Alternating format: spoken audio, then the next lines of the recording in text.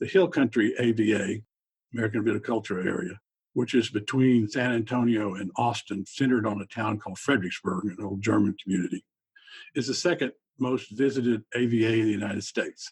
Wow. And why is that? Well, Napa's number one, but Napa's less than 1,000 square miles. The Hill Country AVA is 14,000 square miles. And we could get into the thing about Texas's size, too. I mean, you come from the second biggest country in the world, so you know both the pluses and the minuses of bigness. The biggest thing about it working is that you've got San Antonio and Austin an hour's drive away. You've got Dallas, Fort Worth, and Houston a 3.5-hour drive away. Texas has 5 of the most populated cities in the United States. San Antonio's 7th largest. In Austin and San Antonio, you have 2 or 3 million people that anytime they wanted to can just take a day trip, 1-hour drive. Austin, I think, is slightly less than that, and visit Fredericksburg.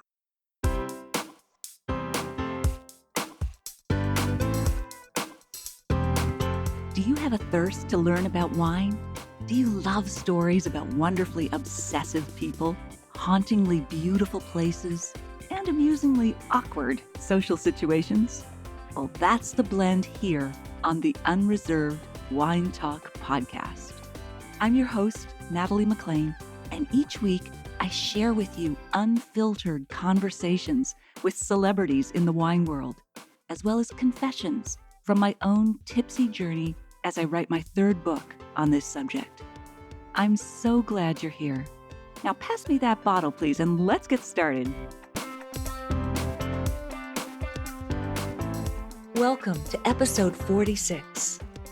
In today's episode, I'm chatting with Gus Clemens, who went to business college when he was just 12 years old to learn how to type because he knew even back then he wanted to be a writer.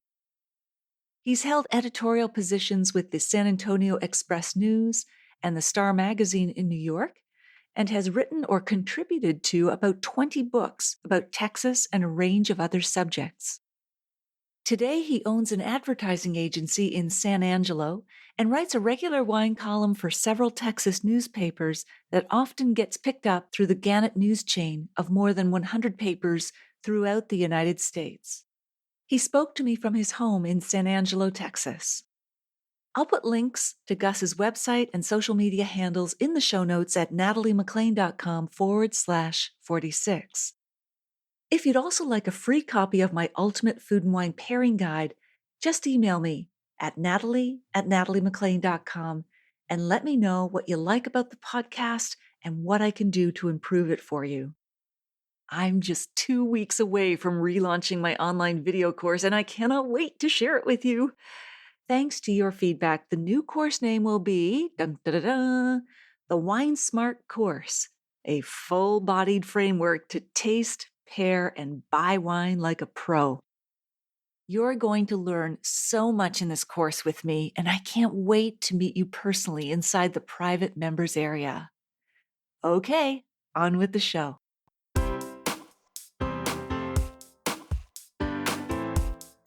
Welcome, Gus Clemens. Hello.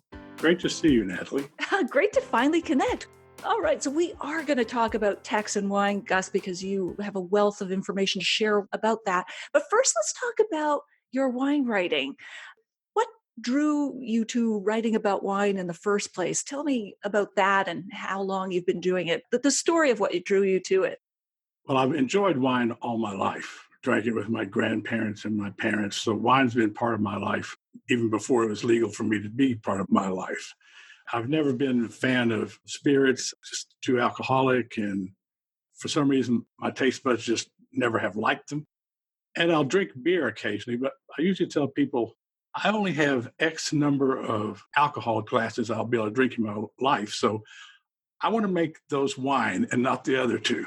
I so agree with that. That's what I say. If I'm going to spend my alcohol units, it's going to be on wine. I had a client that was the premier wine and liquor store out here in West Texas, San Angelo, other places. The local newspaper, the Standard Times, had a wine columnist who was a lawyer who lived out of town. And mostly she just wrote about obscure Texas wines and obscure Texas wineries. In some ways, a tone like, this is what I get to do and you don't. Ooh. But I mean, she was knowledgeable and not a bad person or anything like that. But my client kept barking at me that she recommends these wines. The client comes into my store, and I'm really proud he had excellent wine selection all over the world, probably the best in West Texas. But it didn't have that bottle of wine because they only make 300 cases and they sell them all at the winery. So he said, would you tell the Standard Times to stop doing this? And I went and talked to the publisher, who was a friend of mine, and said, look, Mike's chewing on my butt again, please. What can we do about this? And so after 2 or 3 of those experiences, he said, okay, wise guy, although he used a slightly more coarse word, why don't you write the wine column? And I said, okay, wise guy, although I repeated the same word he had used, I will. Then I needed to figure out if I could do it. So I went and said, give me 2 months so I can write 10 or 12 wine columns and we can establish the tone and I can figure out if I can pull it off. I mean, I have a reputation as a writer and selling books and stuff, and I didn't want to fall on my face in the newspaper. Well, it worked out fine. I haven't had a problem since. I've written it for 11 years, never had to repeat a column, always turned my columns in usually a month to 6 weeks ahead of time. So newspaper editors love that, is that they don't have to wait to the last minute. And that's what I'm doing still. I'll bet. Wow. And can you remember some of your favorite columns or maybe even the columns that got the most reaction from readers? Which one of your children do you like the most? True. Well, one of the ones that was interesting to me to write and got a lot of response because it's a little off the beaten path. I'm a fully practicing Catholic. So I said, let me write about sacramental wines. What's going on there? And I think I wrote 6 of them, sequential deal about it, because it turned out to be a much bigger subject than I thought. There's all kinds of rules and regulations, some of which are church. If you're kosher wine, you qualify as Catholic wine. Oh, really? I didn't know that. That's interesting. There's wines that you can buy in the liquor store that qualify too, just the way they're made. There's certain things, priest doesn't have to look over them like a rabbi. The big deal is taxes and supply chain. So, for instance, there's really only 3 wineries in the whole United States that make sacramental wine, and 2 of them are in California. One of them's in Pennsylvania and takes care of the Northeast. Would these be names that we'd recognize, wineries that we'd recognize? Well, there was an interesting story about one of them. There's only one place in Texas that churches can buy wine because it's taxed differently and it's just a different category. You know how screwed up all the alcohol rules are all over the states. Throw religion into it, you can really screw the thing up. One reader contacted me and said, my father loved the communion wine at Holy Angels, the church I go to. Is there any way I can buy some? I said, I don't think so. I know you can't go into a liquor store. I know the liquor store can't sell it. And I think the only state in the union you can sell it as a retail product is California. But I said, let me call up the place. I'd gotten to know the lady, the owner, I think, and ask her about this. So I called her up and I said, this woman I know has contacted me and said her father's now ended his life. He can't come to church anymore. He loved the taste of the Angelica wine, which is a fortified, most common communion wine in the Catholic Church. Oh, I didn't know they were fortified. To what level of alcohol? Just curious. 18%, which also is a plus as far as people worried about germs. Not all sacramental wines are fortified by any means, and there's even a mustrum wine for alcoholic priests that only has teeny tiny percent of alcohol in it. I didn't realize that. But yeah, if you're drinking from the same cup, the communal cup at communion, for sure. I've talked to physicians about this, and they say the more dangerous thing you do is shake hands with somebody at the sign of peace. So I called her up, gave her the story, and she says, I can't sell you the wine, but you never know. Sometimes miracles happen. And about 2 weeks later, the woman called me up and she says, I got 2 bottles of that wine sent to me by that winemaker.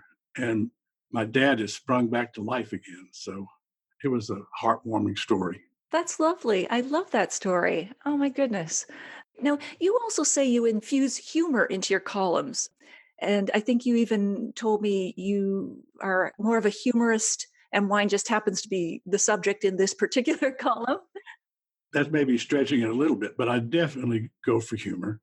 And then every column ends with a wine related joke, which is the part that most people say, I love your column, but what I really like is that last paragraph, that last joke in there. I said, oh, I see. I spent 2 hours writing the stuff above it.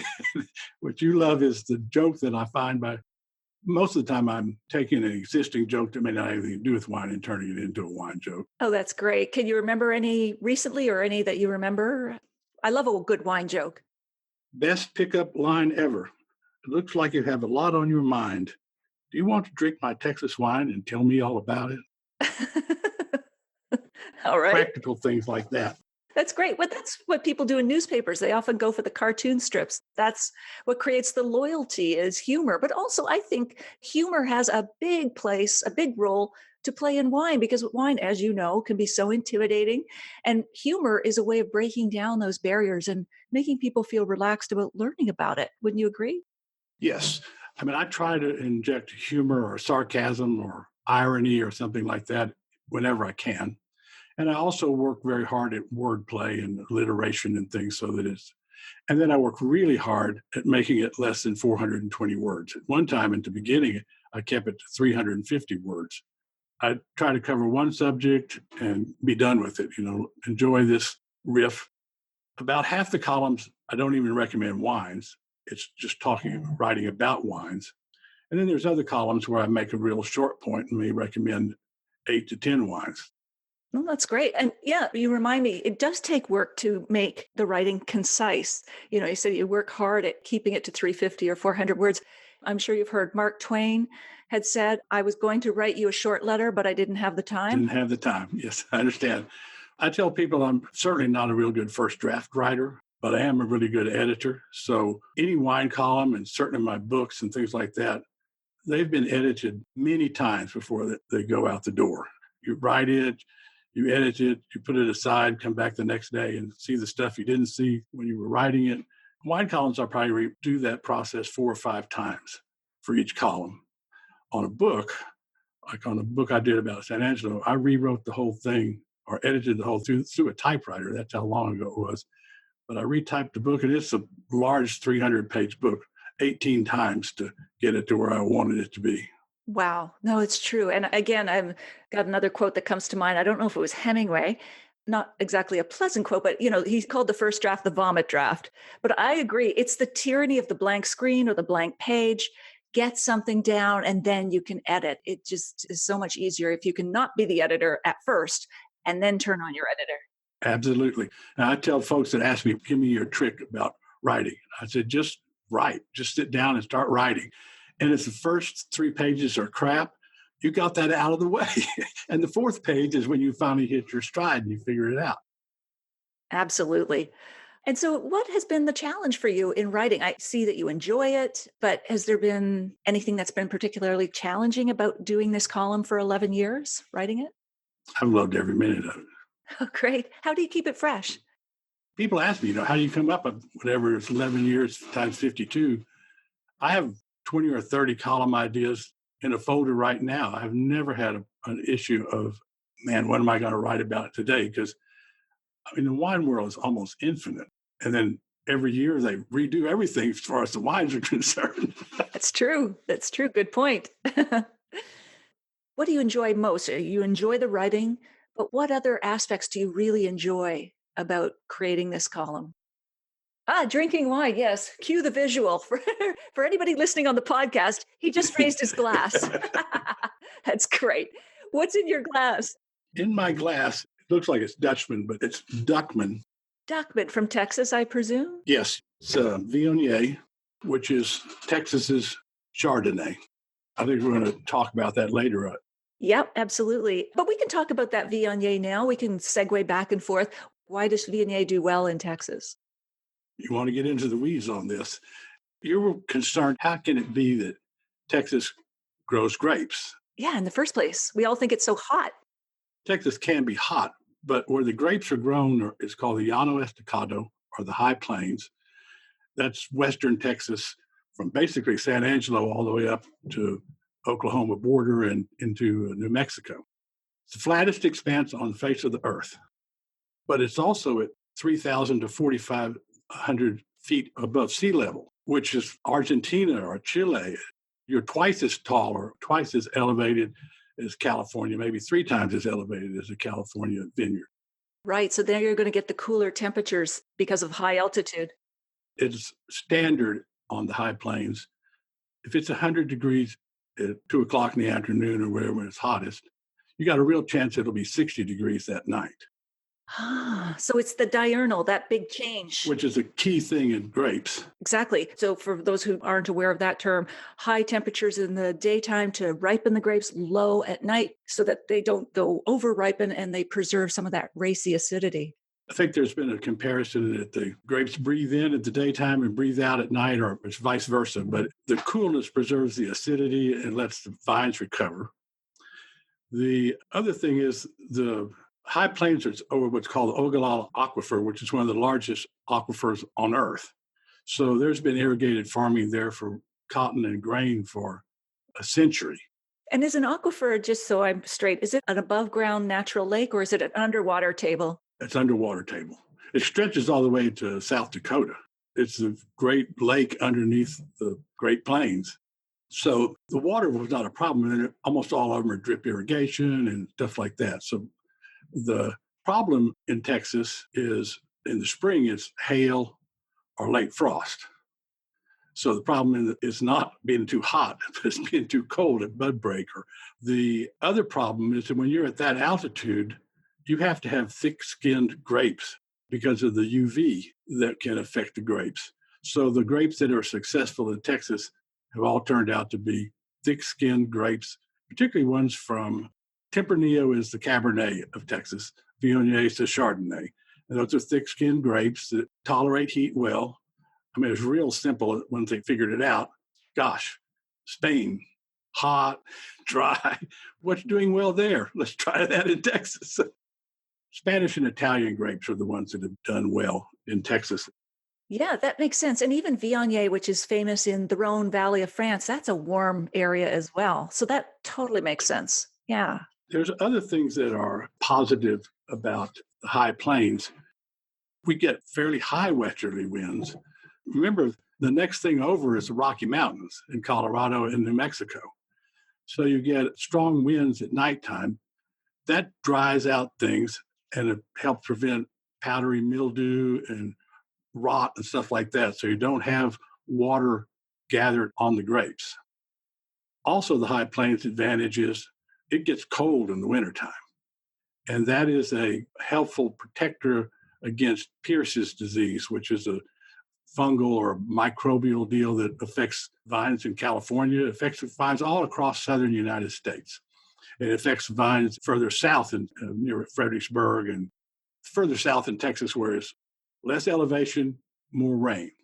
So as opposed to thinking, how can it possibly work here? There's actually excellent conditions for, so 85% of the grapes that go into Texas wine are grown on the high plains. How much wine does Texas produce, like in volume and dollar value or bottles?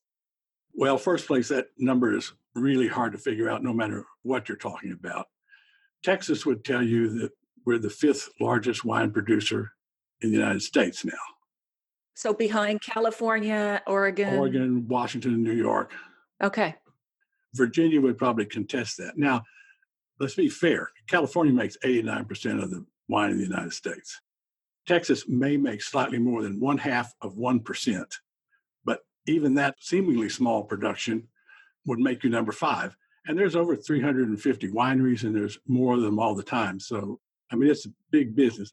The Hill Country AVA, American Viticulture Area, which is between San Antonio and Austin, centered on a town called Fredericksburg, an old German community, is the second most visited AVA in the United States. Wow. And why is that? Well, Napa's number 1. Okay. Yeah, naturally. But Napa's less than 1,000 square miles. The Hill Country AVA is 14,000 square miles. And we could get into the thing about Texas's size, too. I mean, you come from the second biggest country in the world, so you know both the pluses and the minuses of bigness. The biggest thing about it working is that you've got San Antonio and Austin an hour's drive away. You've got Dallas, Fort Worth, and Houston a 3.5-hour drive away.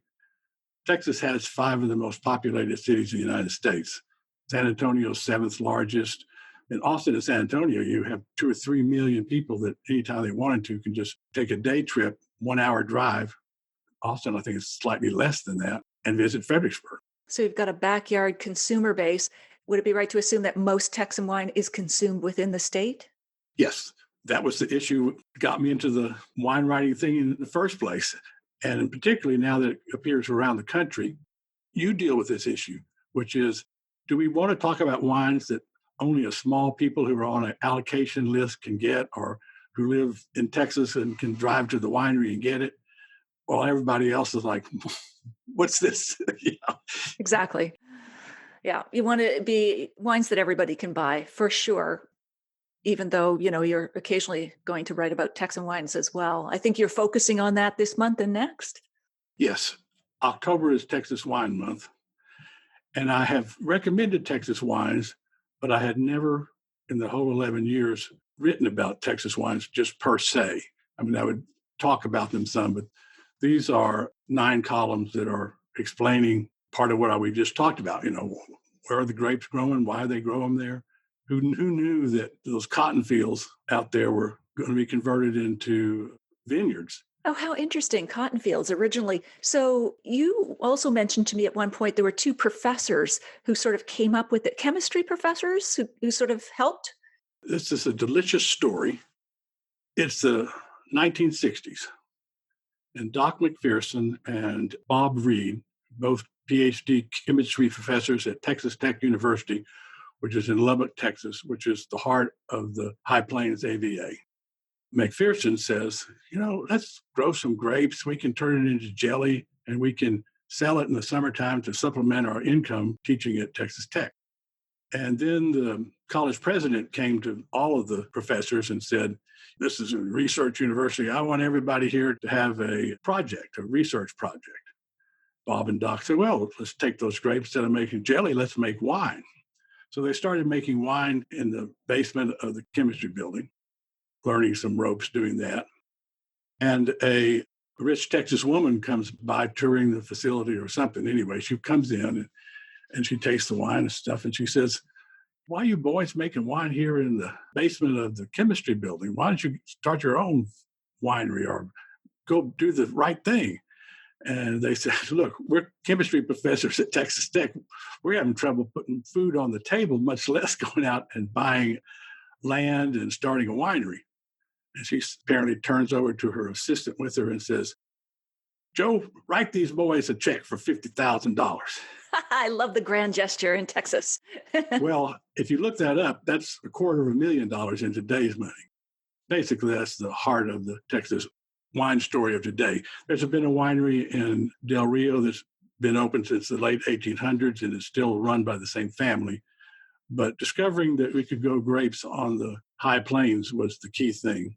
I got involved slightly with this when it was just getting off the ground through the ad agency in an oblique way, because the Odessa office of the agency had a whole lot to do with oil and gas, as you might imagine.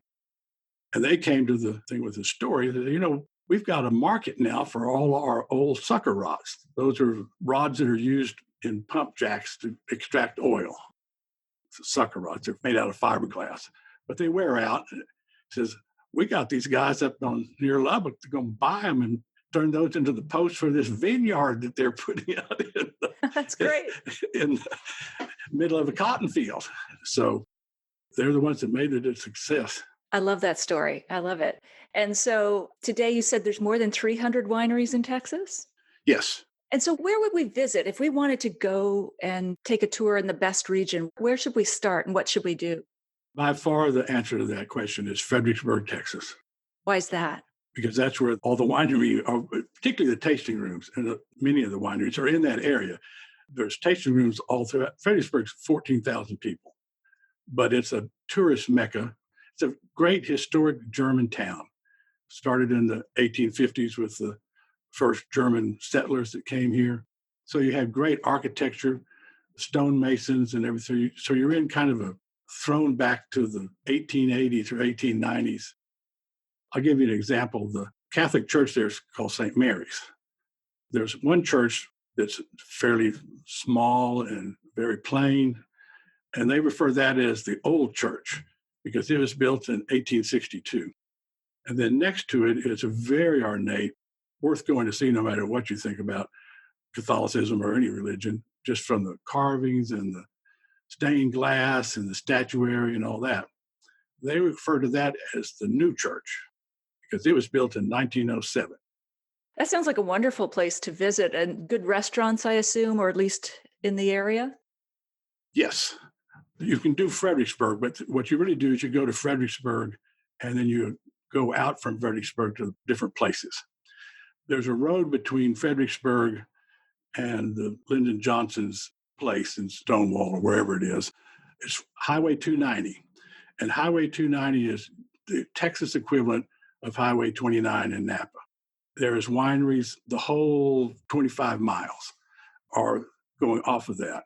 And then there's wineries that take you. Duckman, for instance, has a great winery, been voted one of the top 10 beautiful wineries in the United States.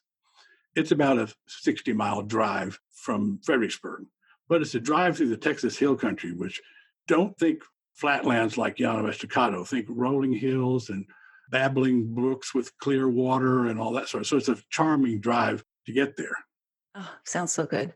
The best way to go there is to go stay at a bed and breakfast or an Airbnb. I can't imagine going to a hotel and stay at one bed and breakfast, but there's several like it. And they've done things like bring in log cabins from Kentucky and or rehab 100-year-old buildings. So you got a lot of character in those places. In the Airbnbs or the wineries? Airbnbs, you'd be staying at someone's house. So it could very easily be the house is a 100-year-old house made out of carved stone. That most of Fredericksburg was made by German stonemasons. So once you build a house out of carved stone, it's going to be around for a while. I'll bet.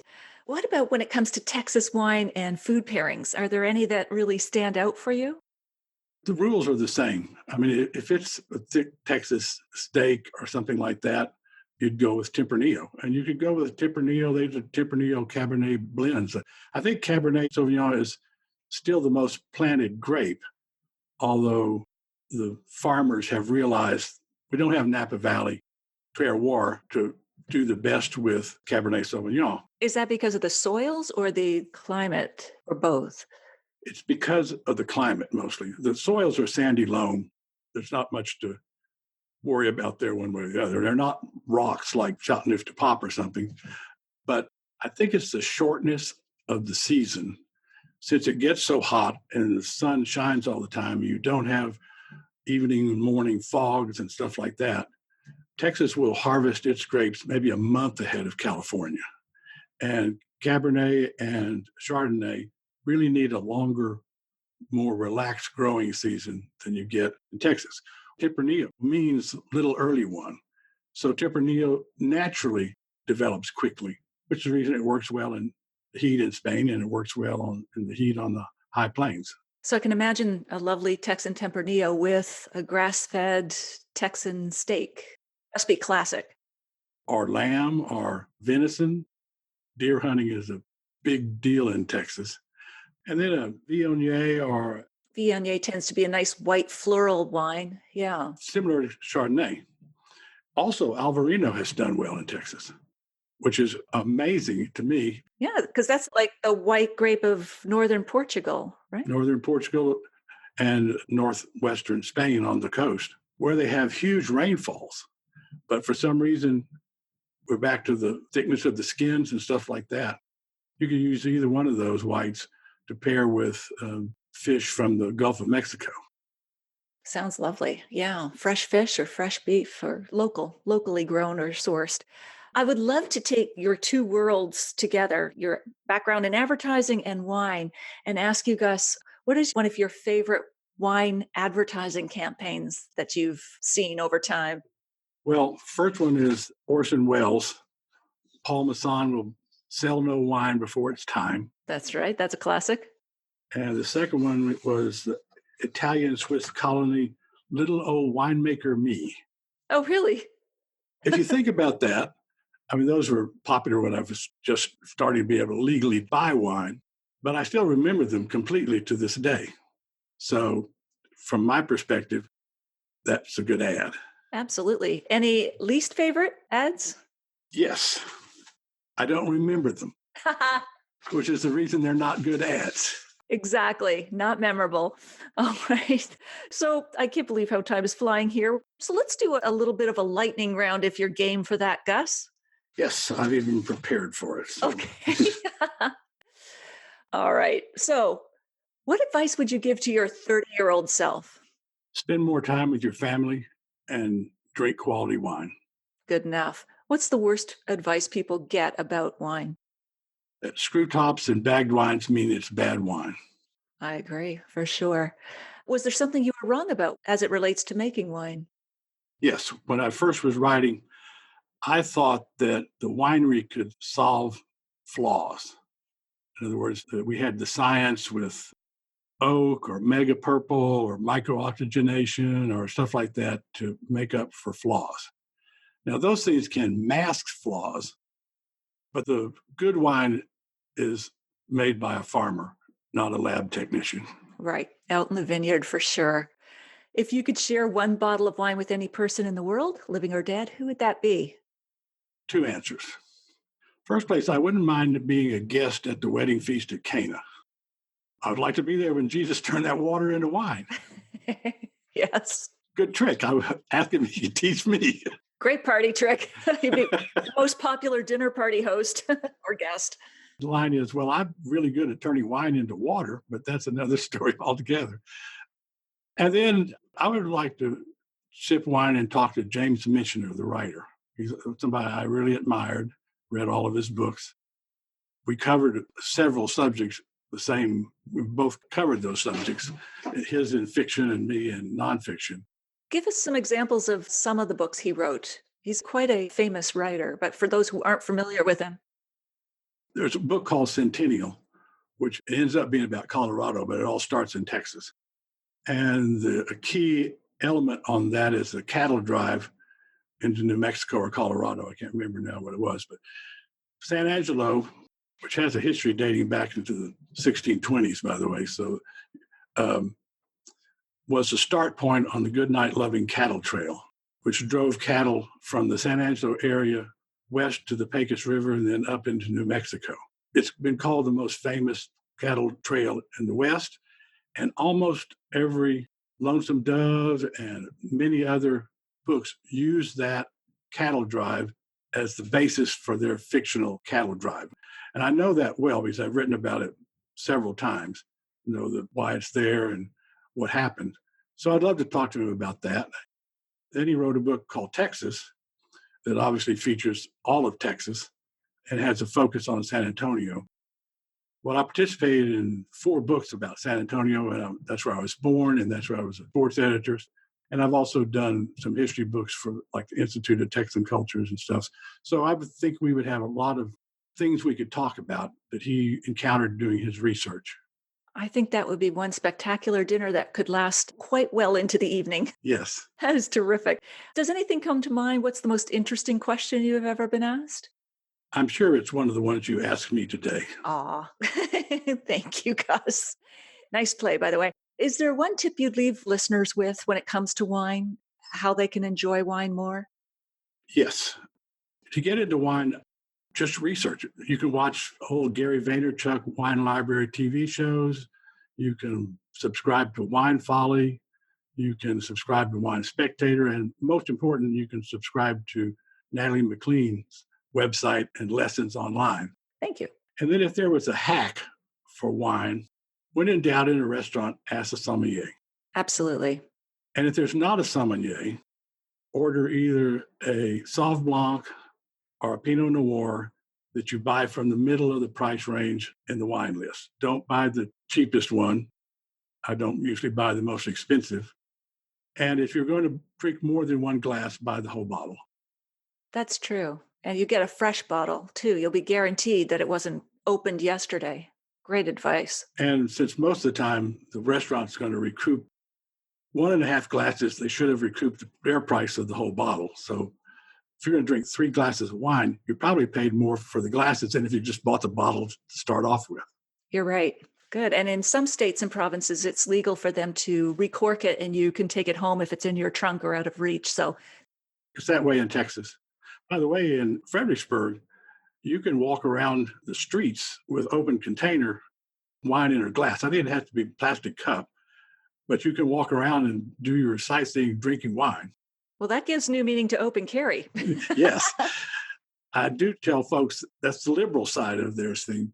But if you jaywalk in Fredericksburg, it's a $300 fine. So Well, they've got their priorities right, don't they? Well, we'll be mindful of that when we visit that area. Gus, this is wonderful. How can people find you and get in touch with you online? the easiest way is just Google Gus Clemens, Gusclemens.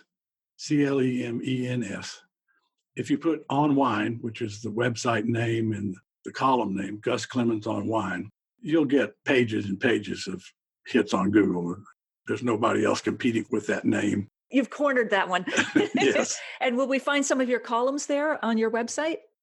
You'll find hundreds of wine reviews, which I think you've seen some of them. My wine reviews are not scores and they're not single paragraphs. They're usually 300 words because I go into the story behind the grape and the story behind the winery, and the valuation of the wine is just a small part of the wine review. And is whenever possible, there's photographs of the winery and the vineyard and the people involved. Fantastic. And then there's all 11 years of the wine columns. They're all there. What a library, what a reference. That's definitely something everyone should check out who's interested in learning more about wine. Gus, thank you so much for spending your time with us. I really appreciate it. Great stories. I've learned a lot about Texan wine and about the colorful history you've had in writing about it. Thank you.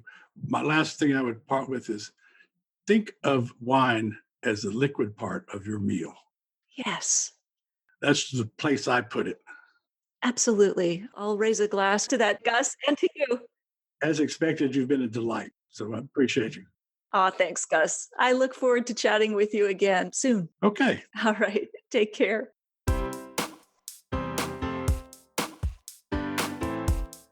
Well, there you have it.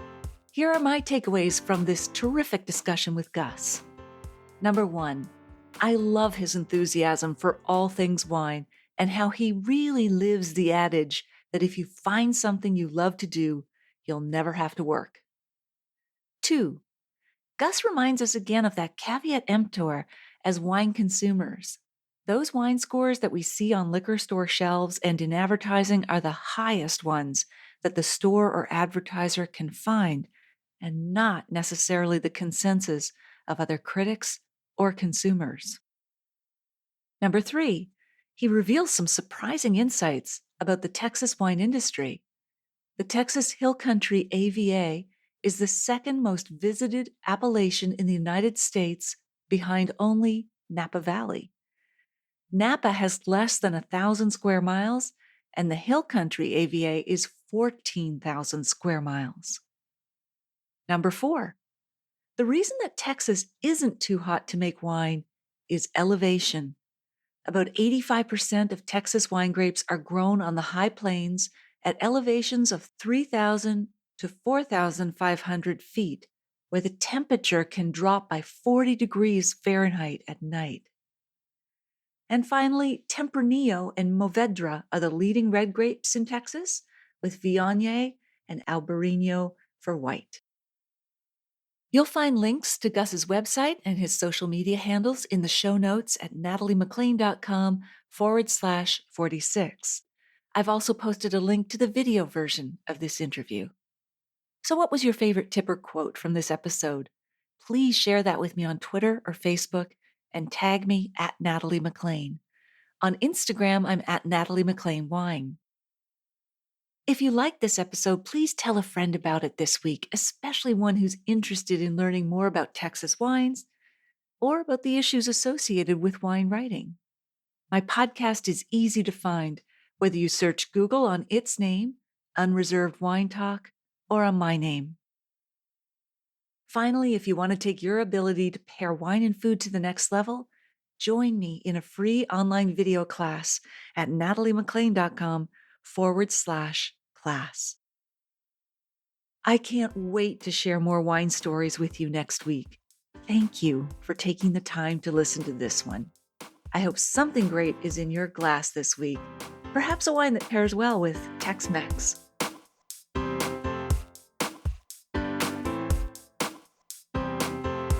You don't want to miss one juicy episode of this podcast, especially the secret, full-bodied bonus episodes that I don't announce on social media. So, subscribe for free now at nataliemclean.com/subscribe. Meet me here next week. Cheers.